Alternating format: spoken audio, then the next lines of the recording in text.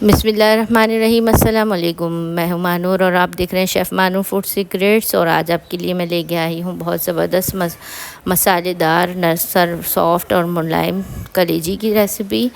یہ بنانے میں انتہائی آسان اور کھانے میں بہت ٹیسٹی بن کے تیار ہوتی ہے اور بہت کم انگریڈینٹس میں بہت جلدی بن کے تیار ہوتی ہے۔ تو چکن کی کلیجی بنانے کے لیے میں نے چکن آدھا کلو کلیجی لے لی ہے اور اس کو میں نے سرکے کے پانی میں بھگو دیا ہے کچھ دیر۔ اس سے ہماری کلیجی بالکل صاف ہو جاتی ہے اور اس طرح سے پیسز میں کلیجی کو کٹ کر لیا ہے چھوٹے چھوٹے۔ یہاں آئل گرم ہو جانے پر یہاں میں ایڈ کروں گی کلیجی کو۔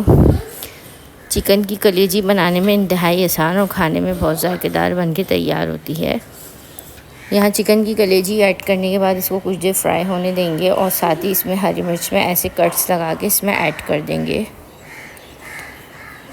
ہری مرچ میں کٹ لگا کے اس میں ایڈ کر دیں گے اور ساتھ ہی اس میں جو ہے نا کچھ دیر کے بعد ہم تمام مرچیں شامل کر دیں گے اور لہسن ادرک کا فریش پیسٹ شامل کریں گے۔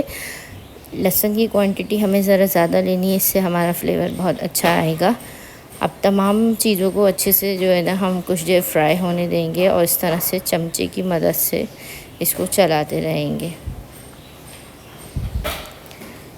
کچھ دیر بعد جب کلیجی نے تھوڑا سا اپنا پانی چھوڑ دیا ہے، مسالے اس میں شامل جو کریں گے ہم اس میں ہم نے ثابت زیرہ لے کے اس کو کوٹ لیا تھا، 1 ٹیبل اسپون کالی مرچیں شامل کریں گے اور ساتھ ہی اس میں ہم ایڈ کریں گے 2 ٹیبل اسپون کٹی ہوئی لال مرچوں کے، اور اس کو ہم بالکل فرائی کلیجی مسالہ کی ریسیپی ہے، یہ بہت آسانی سے بن جاتی ہے اور کوئی ریسیپی تیار ہوتی ہے۔ 2 ٹیبل اسپون بھر کے اس میں کٹی مرچوں کا شامل کریں گے۔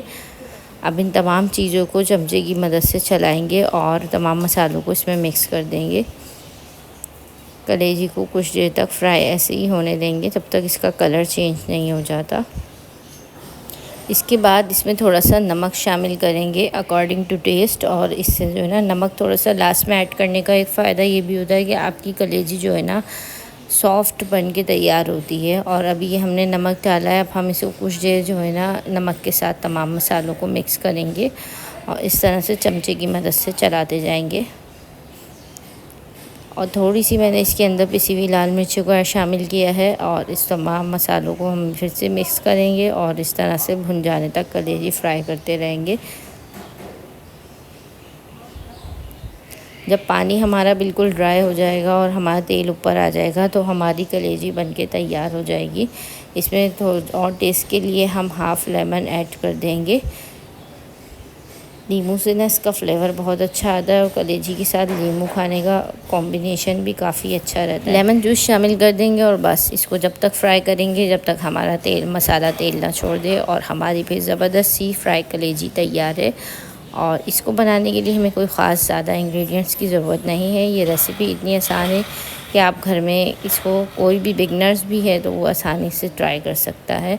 اور بس اس طرح سے تمام چیزوں کو آپس میں مکس کریں گے اور اس کو ایک اچھا سا ٹیکسچر آ جانے پر ہم فلیم کو آف کر دیں گے۔